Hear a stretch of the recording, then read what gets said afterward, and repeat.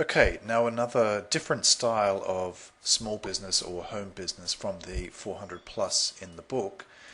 This one's a little bit more specialized, and it does require reasonable literacy, reasonable writing skills, and so on. And I have actually, I mean, among my own kind of professional writing past, I have dabbled in this, and it is a very lucrative area. Unfortunately, I just didn't have the time to continue to develop that business. But basically here, you would look to becoming a specialist tender writer.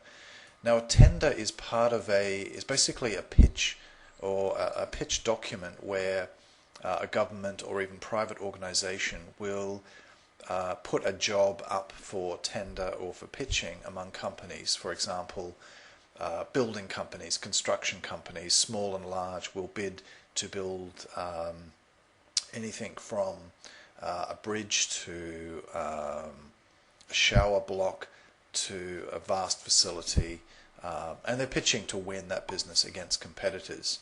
Now, the thing that I found in this area is that the companies themselves and the individuals here are usually builders or contractors.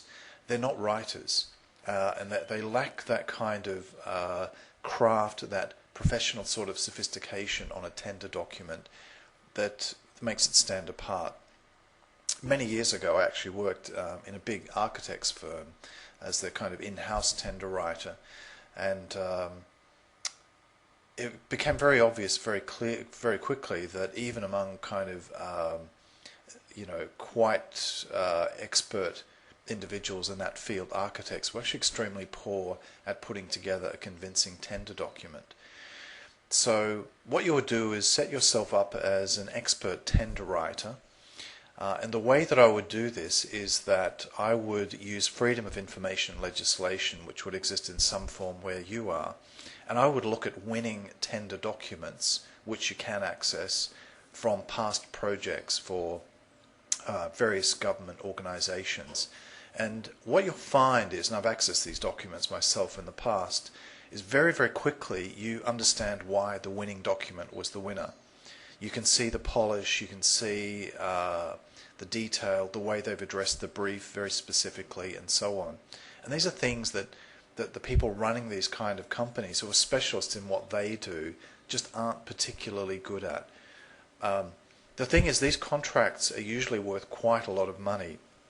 And the way that I would initially do it as a freelancer is that I would work on a success fee basis, whereby initially at least, until you had a reputation established, you were working basically on a no-win, no-fee basis. And that might sound scary, but if you keep in mind that you might only have 6 or 7 or perhaps even 10 companies, usually less, bidding on these particular projects, the odds are pretty good, especially if you've done a good job, you've done your homework, and you submit a professionally presented tender document. You've got pretty good odds there. And initially as a freelancer, you'll find these like construction companies or anybody bidding for this sort of work, tender work, reluctant to kind of want to pay anything because they're worried about it. So that's fine. Just work on a success fee basis, where you're going to get more at the back end if they win it substantially more. So even, for example, if you had 0.5% of the winning fee on a reasonably successful job, that would amount to a lot of money, probably tens of thousands of dollars from a single job. So it's kind of worth it to pitch on the no-win, no-fee basis. What I would also do is look to get testimonials from the companies that you work with, and in fact encourage them to perhaps, within the restraints of what they can physically do, encourage them to bid on more work and other contracts through you. This is actually, you can build a very, very lucrative living as a tender writer if you're willing to invest the time. All of this can be done at home, by the way, just at a desk and laptop at home, as a tender writer specializing in the bid process. Now, if, for example, you're reading this from the UK, you could actually offer your services to organizations looking for lottery grants as well. So if, for example, you were to jump into here, lottery good causes, and you see all the links in the book are all working there. Lots of organizations are bidding to get lottery money for development projects. They have no expertise in tender writing, usually. These people's expertise lies elsewhere.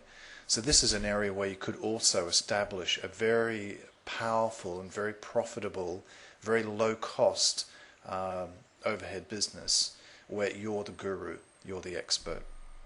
So there you are, guys, tender writing. If you've got a little bit of aptitude for writing and you're good at organizing written and visual materials, that could be a fantastic and very, very profitable business for you, provided it suits your personality and your skills. So I hope that's been food for thought, and catch you on the next video.